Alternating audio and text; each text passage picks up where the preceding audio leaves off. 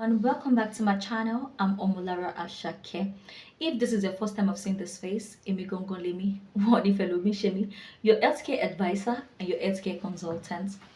Without wasting much of our time, let us move into today's video where we'll be talking about infertility.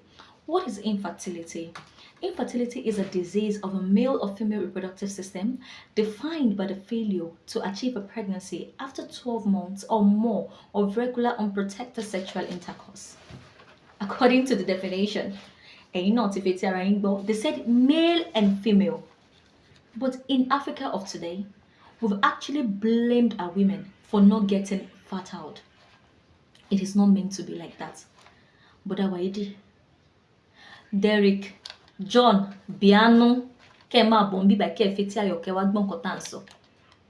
It is not ought to be like that. Have you gone to a gynecologist? Have you visited the hospital to know who is meant to focus more on attention, who needs a medical attention? Have you gone? Have you asked? But in terms of Yasekira have told you, Agbo Edalomalu, you've gone to to the Agbo joint. They've missed a lot of concussion for you. You've used it. There's some infertility that at a point it doesn't require much.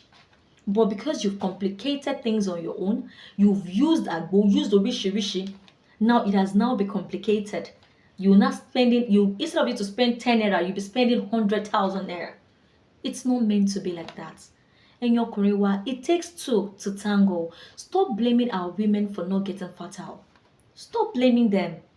You guys to go together to the hospital, visit a gynecologist, know who is meant to focus medically, who needs a medical attention, other than just putting blames and putting all this. No, now.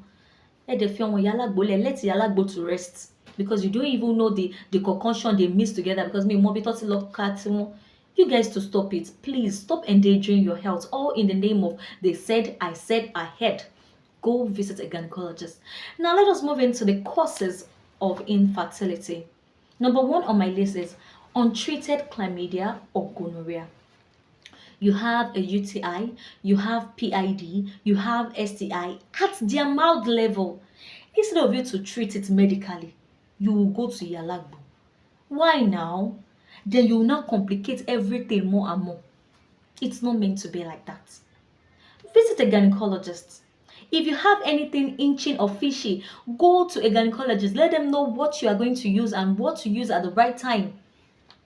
Please, let's just limit this our mentality of going to Yalagbo if you have any slight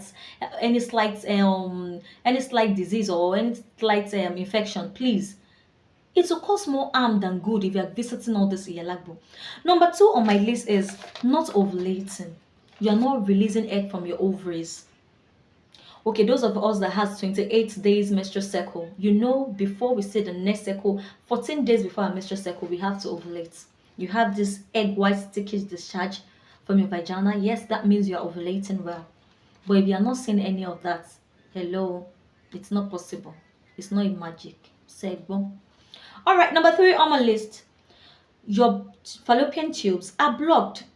Now, how can a fallopian tube be blocked? You didn't block it, you didn't tie it.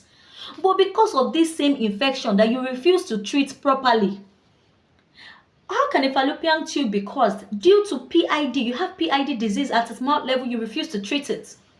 You have ectopic pregnancy. You didn't visit the hospital, all because you are now relieved of the pain. Then you decide that you are fine.